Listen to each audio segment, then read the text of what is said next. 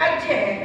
इसका मतलब समझ लो, परमात्मा के संज्ञान में हर वस्तु की जानकारी है, एक एक बात की जानकारी है, कितने परमाणु कितने अणु किस वस्तु में लगाने में लगे हैं। समझ रहे हो ना? जैसे एक माता सूजी मैदा के लड्डू बनाती है, सपोज करो, उसको ये पता है कितनी तो मैदा लगेगी, कितनी सूजी लगेगी, किस तरह से भूना जाएगा, किस तरीके से इसको बनाया जाएगा, कितनी इसमें शुगर लगेगी, कितनी इसमें मेवा डलेगी और कितने गिन-गिन करके लड्डू बनाए हैं। हर संख्या के बारे में पता है, हर माल के बनाने के मटेरियल के बारे में पता है। देखो, इसी से आप पता लगा सकते हो कि जो परमात्मा जिसने हमको ज्ञान दिया, वो परमात्मा हमारा निर्माण भी कर रहा है। जैसे एक माता एक बालक का निर्माण करती है, इससे भी हम परमात्मा को विश्वास करके और उसकी भक्ति कर सकते हैं। तो माताएं, बहनें, भाई, सभी लोग इस बात को समझ रहे हैं कि कोई ऐसी शक्ति है जिसने इतनी सुंदर रचना हमारी की हुई है, संसार की की है। दूसरा, जीवात्मा अल्पज्य है। बोलिए, जीवात्मा अल्पज्य का मतलब थोड़ा सा ज्ञान रखता है। कितना ज्ञान रखता है? बहुत थोड़ा। जैसे देखो, जब बालक जन्म लेता है उसको कोई ज्ञान होता है क्या? नहीं होता ना। फिर कौन सिखाता है उसको? माता, पिता, पड़ोसी, नातेदार, रिश्तेदार, गुरुजन सब सिखाते हैं, तब उसको ज्ञान होता है। कोई भी व्यक्ति अपने आप ज्ञान लेकर के जन्म नहीं लेता। हाँ, पिछला ज्ञान उसके संस्कार में पड़ा होता है। वो एक चिंगारी रहती है और दूसरी चिंगारी जो मिलती है उसको बाह्य वातावरण से मिलती है। अगर उसको गुरुजन नहीं मिले तो वो ज्ञान नहीं ले सकता। जैसे एक किस्सा आता है ना, एक बच्चे को उठा करके भेड़िया ले गया जंगल में। अब उसको माता पिता का ज्ञान मिला नहीं, पिता का किसी का भी ज्ञान मिला नहीं, पुरुष का तो या व्यक्ति का तो उसको पशुओं के साथ रहने लग गया। उसी तरीके से वो बोलने लग गया, उसी तरीके से व्यवहार करने लग गया। उसको तो खड़ा होना भी नहीं आया। माता मालिश कर करके माताओं करती है कि बच्चे को खड़ा 1 साल तक उसकी चिंता करती है, कितनी मालिश करती तब जाकर के वो बच्चा अपने पैरों पर खड़ा होता है। ये तो सिर्फ शरीर की बात थी। ऐसे ही ज्ञान देती है, फिर विद्यालय भेजते हैं। अगर ज्ञान लेकर के ही सब पैदा होते तो फिर स्कूल विद्यालय होते ही नहीं, गुरुजन फिर होते ही नहीं।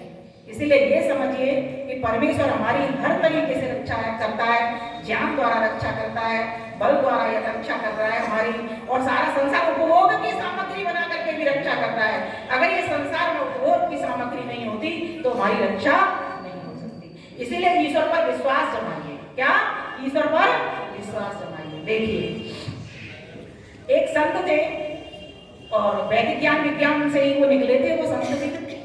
और कहते हैं कि वो रोज उनकी एक दिनचर्या थी, सुबह सुबह उठते थे और उठकर के वो कहाँ जाते थे? पहाड़ी पर जाते थे सैर करने के लिए। लेकिन वो जो संत थे अंधे थे, प्रज्ञाचक्षु थे, उनको दिखाई नहीं देता था। तो उनके लेकिन वो आचार्य भी थे, तो अपने शिष्यों को पढ़ाया भी करते थे, तो बच्चे उनसे बड़े प्रेम से पढ़ा करते थे।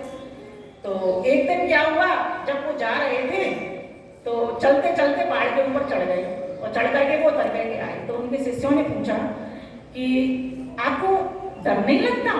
आप ये पहाड़ पर चढ़ जाते हैं, आपको दिखाई नहीं देता? तो उन्होंने कहा कि नहीं लगता, परमेश्वर रक्षा करता है। तो फिर उन्होंने कहा कि चलो हम चलेंगे आपके साथ, देखते हैं आप कैसे चलते हो। तो संत देव जी चले, चलते चले, पीछे पीछे उनके शिष्य भी चलते चले और देखते हैं। उन्होंने संत ने कहा कि एक खाई सी आई कि इसमें मुझे फेंक दो। शिष्यों से कहा इसमें मुझे फेंक दो। बोले क्या बात करते हो, इसमें आपको क्यों फेंक रहे हो? बोले आप फेंको तो सही। बोले हम आप गुरुजी हम आपको कैसे फेंके, हम तो किसी को नहीं फेंक सकते। बस यही कारण है, जब तुम मनुष्य हो करके भी हमको नहीं फेंक सकते तो सोचो वो परमात्मा जो पक्षी डाल के ऊपर बैठा हुआ है, वृक्ष के ऊपर बैठा, जब सो जाता है तब भी वो वृक्ष से गिरता नहीं है। इसलिए परमेश्वर हमारी हर तरीके से एक अंधे को भी भीतर से ज्ञान देता है। आप क्या समझते हो हम इन आंखों से देखते हैं? नहीं, ये तो मात्र गोलक है। हमारे भीतर ज्ञान की इंद्रियां हम उनसे देखते हैं। वो शक्ति, ये आंख हमारी फूट जाती है। एक बात बताइए, जब ये प्रकाश नहीं हो, सूरज नहीं आए किसी दिन, तब भी आप अपने सारे व्यवहार कर लोगे। दूसरी बात और सावधान उदाहरण देती हूँ, जब लाइट चली जाती है, आप भोजन खा रहे होते हो तो आपका भोजन नाक में जाता है क्या? किसी का भोजन नाक में नहीं जाता और ना कान में जाता, कहाँ जाता है? तो इसका मतलब क्या है? ये जो आंखें हैं ना, ये तो मात्र गोलक है। भीतर इसके भीतर शक्ति है जिससे आप जानते हो, देखते हो, सुनते हो, समझते हो। इसलिए परमेश्वर आपको भीतर से भी रक्षा करता है। और एक और बात है, ये जो सूरज चांद है वो आपके लिए है, ईश्वर के लिए नहीं है, क्योंकि ईश्वर तो प्रोड्यूसर है, बनाने वाला है, उसने तो बनाए हैं। किसके लिए? हमारे लिए, क्योंकि हम अंधेरे में काम नहीं कर सकते। लेकिन परमेश्वर की सारी रचना देखिए, ये जो माँ के गर्भ में जो बालक बन रहा होता है वो कहाँ बनता है? प्रकाश लेकर के बनता है। माँ से पूछना, पिताजी से पूछना, ये बालक कैसे बना, ये हाथ कैसे बने, ये उंगलियां कैसे बनी, ये पिन्नियां पलक की कैसे बनी, ये नस नाड़ियों में कैसे रक्त चल रहा है, पूछ के देखना जरा। वो प्रोड्यूसर नहीं है, प्रोड्यूसर तो वही है जिसने इसका निर्माण किया है, जिसके सारे संग्राम में सारी चीजें, कितने परमाणु किस हाथ में लगे, कितने अणु किस पैर में लगे, किस तरीके से दिल बना, किस तरीके से। इसलिए इस शक्ति को जानिए, वो हमारी रक्षा करता है, ज्ञान देकर के भी रक्षा करता है, कर्मों का फल देकर के भी रक्षा करता है, हमको बना करके भी रक्षा करता है, हमारा पालन करके भी रक्षा करता है, और ध्यान दीजिए हमारा संहार करके भी रक्षा करता है। कैसे? आप कहोगे संहार करके कैसे मान ले? जब हमारी ये अवस्था जर्जर हो जाती है, चेहरे पे झुर्रियां आ जाती हैं, आंखें काम नहीं करते, कान काम नहीं करते, हाथ पैरों से चल नहीं सकते, तो परमेश्वर हमें नए शरीर में पहुंचा देता है। इस तरह से भी हमारी रक्षा करता है। लोग इसलिए रोते हैं, इसलिए दुखी होते हैं, मात्र एक मोह है, और वो मोह है, वो अविद्या है। हर दुख की जननी अविद्या है, यही क्लेश है, और परमेश्वर इस अविद्या से रहित है, वो सुखी है। देखिए जो चीज चाहिए, अगर आप उस व्यक्ति के पास जाओगे तो आपको चीज मिल जाएगी, सुनार के पास जाओगे तो सोना मिल जाएगा, लोहार के पास जाओगे तो लोहा मिल जाएगा, जल के स्रोतों के पास जाओगे तो जल मिल जाएगा, जैसी जगह पे जाओगे तो परमेश्वर के पास जाओगे तो सुख मिल जाएगा। आपको एक भी दुख नहीं चाहिए, नहीं चाहिए ना? मुझे नहीं लगता आपको एक भी दुख नहीं चाहिए, दुख तो चाहिए पर थोड़ी देर के सुख के लिए। इसीलिए ध्यान रखना, ईश्वर पर विश्वास करके कोई कर्म करना, दिनचर्या को प्रभु में बना लेना, सुबह जब आप उठते हो तो मंत्रों को सीख लेना। वैदिक ज्ञान विज्ञान आपको मंत्रों को भी सिखाएगा, वहां की भी व्यवस्था वो करता है। ओम प्रातरग्निं प्रातरिंद्रम हवामहे, ये 5 मंत्र इतने सुंदर मंत्र हैं, आपके भीतर ऊर्जा भर देंगे, आपको जीवन जीने की कला सिखा देंगे, आपको भगवान बनने की ताकत दे देंगे, क्योंकि वहां उसी भगवान के लिए कहा जाता है भगवान भगवानस्तु, हे प्रभु आप भगवान हो, मेरे भीतर भी वो भगवान दीजिए, वो ऐश्वर्य भर दीजिए। भग है क्या? इसको भी समझ लो, ये संसार की जितनी भी दौलत है ये भग है, और एक तो ये भौतिक दुख है, एक आध्यात्मिक, एक ये तो भौतिक ऐश्वर्य है, एक आध्यात्मिक ऐश्वर्य भी होता है। इसलिए आज आवश्यकता है हम सभी को भगवान बनने के लिए बेकाम करने की। भगवान कृष्ण नित्य संध्या करते थे, क्या करते थे? संध्या करते थे। बैठ आएंगे तो उसमें घुस जाएगी, मीन्स सूक्ष्म तत्व जो है, मान लीजिए कोई बड़ा एक ये बैग ले लो, है ना, अब इसमें छोटी चीजें डाल दो, कोई पानी डाल दो मान लीजिए इसके भीतर, तो पानी 4 बार से गीला कर देगा ना। जैसे एक कोयला है, ठीक है, अग्नि जल रही है, अब अग्नि में कोयला आप डाल दीजिए, कोयला मान लो जीवात्मा है और अग्नि क्या है?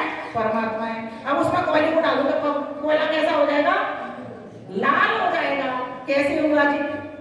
उसकी अग्नि की जो सूक्ष्मता थी वो उस स्थूल कोयले के भीतर प्रवेश कर गई। परमात्मा ऐसे ही हर पूरे संसार के भीतर रहता है, किसी एक स्थान पर नहीं रहता। एक स्थान पर मैं रहता हूँ, आप यहाँ हो तो अपने घर में नहीं हो, आप यहाँ हो तो आप दुकान में नहीं हो, व्यापार में नहीं हो, मैं यहाँ हूँ तो अपने दिल्ली में नहीं हूँ, एक ही जगह। लेकिन ईश्वर तो दिल्ली में भी है, यहाँ भी बैठा हुआ है, दुकान में भी बैठा हुआ है, घर में भी बैठा हुआ है, फिर हम उसको एक जगह ही क्यों मान करके पूजा करें? जो व्यक्ति उसको सब जगह मानेगा वही व्यक्ति उसकी असली भक्ति कर रहा है। तो वैदिक ज्ञान विज्ञान क्या कर रहा है? ये वार्षिक उत्सव है, उत्सव को तो मैं ऑडिट नाम दिया करती हूँ। उत्सव को ऑडिट, ये निरीक्षण करने का समय होता है पूरे वर्ष में एक बार, कि मैंने इस संस्था में कितने लोग जोड़े गए।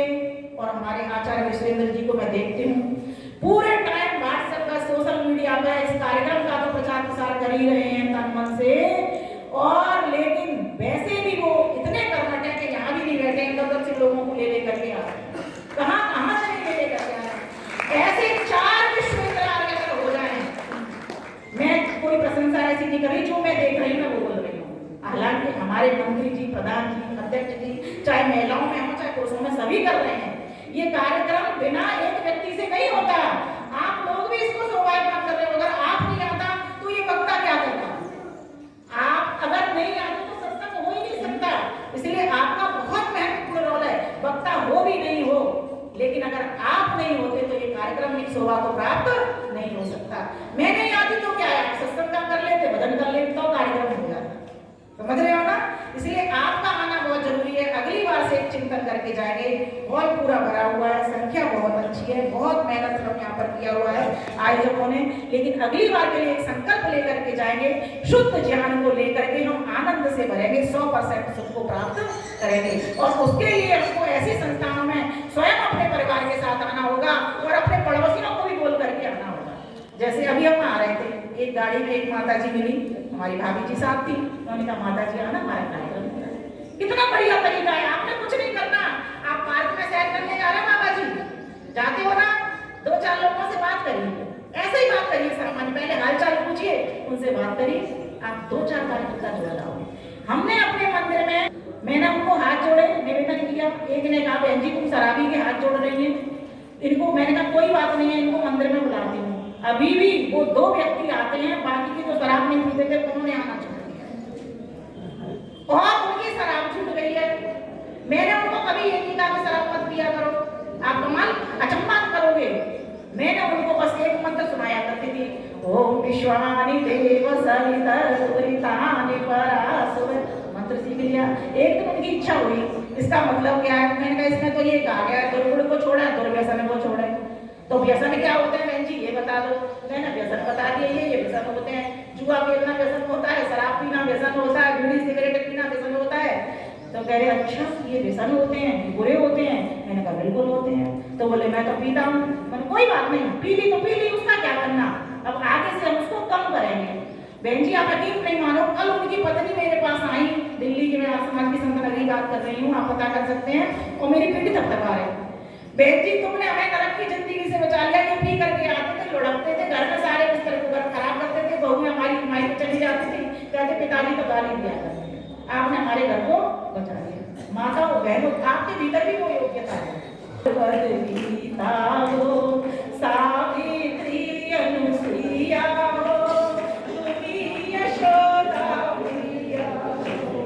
फैशन में मत रहा करो, नारी धर्म में रहा करो, तुलसी नानक शूर शिवाजी मीरा फिर उपजाओ, आओ सब मिल आओ, अब सत्संग सफल बनाओ, ऐसी करनी करो जगत में ध्रुव प्रहलाद हो, सब मिल आओ, लाखों गौएं कटा करें, हम हंस हंस कर मजा करें, ऐसा हमारा धर्म नहीं, समझ रहे पर शर्म नहीं, दीनहीन की सेवा करके सबको सुखी बनाओ, आओ सब मिल आओ, आओ सब मिल आओ, धर्म हमारा बिलख रहा, पाप दिनों दिन पनप रहा, हम में तपस्या त्याग नहीं, प्रभु पद में अनुराग नहीं, वेदों को हम छोड़ चले, कुल मर्यादा तोड़ चले, नहीं हवा के झोंकों में मत उड़ो, यहीं रह जाओ, आओ सब मिल आओ, अब सत्संग सफल बनाओ, ऐसी करनी करो जगत में ध्रुव प्रहलाद कमाओ, आओ सब मिल आओ सब मिल आओ सब मिल आओ। जब मैं था तब हर नहीं, अब हर है मैं नाय, सब अंधियारा मिट गया जब दीपक देखा। व्यक्ति जब मैं लगा रहता है तब तक उसको भगवान दिखाई नहीं देते, जैसे ही उसकी मैं हट जाती है वैसे भगवान नजर भगवान दूर नहीं है, हमारी स्नेह के कारण भगवान से दूरी हो गई है। बताइए रावण को किसने मारा? रावण को किसने मारा? आपको कि राम ने मारा? नहीं, उनकी मैं ने मारा, उनकी मैंने मारा। इसीलिए राम जी को धनुष बाण उठाने पड़े और उसके अमृत कुंड कहो या अमृत कुंड कहो, उनको साफ कर दिया। तो अहंकार छोड़िए, अब देखिए अधिकार छोड़िए। जिस दिन आपको अधिकार छोड़ना आ जाएगा, कर्तव्य की भावना जग जाएगी, मेरे प्रति क्या कर्तव्य, मेरा समाज के प्रति क्या कर्तव्य और मेरे ईश्वर के प्रति क्या कर्तव्य, जब इस बात का बोध हो जाएगा तब आप अपने जीवन के साथ साथ सबके जीवन का भी कल्याण कर जाओ। चौथी बात क्या क्या बोला? अंधकार छोड़िए, अहंकार छोड़िए, अधिकार छोड़िए और अलंकार छोड़िए। अलंकार से मतलब सिर्फ आभूषण नहीं, आभूषण पहनिए वेद कहता है इसकी, लेकिन अलंकार से मतलब है कि आपने हजार साड़ी, हजार पैंट शर्ट अपनी अलमारियों में दुबका करके रख रखे हैं। पूरी सर्दियां लोग ठिठुरते हैं, उनके लिए आपने वस्त्र नहीं ले। पूरे वर्ष में आज वार्षिकोत्सव के अवसर पर प्रण करके जाइए, अपनी अलमारी को मैं चेक करूंगी और जितने भी वस्त्र निकल सकते हैं, मुझे लगता है मुश्किल से आपकी जो काम में आने वाली साड़ियां वो 5 ही आती हैं जो नई नई आपने खरीदी है। ठीक है ना बात? बाकी की साड़ियां सब सिर्फ रख रखी हैं, जो लोग ठंड में ठिठुर रहे हैं कम से कम उनको देना प्रारंभ कर दो। बस मेरा अलंकार छोड़ने से मतलब इतना सा। तो इन 4 बातों को ग्रहण करके जाएंगे और 5 बातें और आपको बोल देती हूँ। उपयोगी बनिए, बोलिए, बोलते जाइए। सहयोगी बनिए, उद्योगी बनिए, निरोगी बनिए और योगी बनिए। उत्तर प्रदेश के योगी बनिए। जब तक योगी नहीं बनोगे तब तक भी आप अपना कल्याण। 3 बातें और बोलता हूँ। विचार कीजिए, विकार करिए, प्यार कीजिए। बहुत अच्छी बात है, तार्किक बनिए, लेकिन साथ साथ हार्दिक भी बनिए, साथ साथ हार्दिक भी बनिए। इन्हीं शब्दों के साथ मैं आपको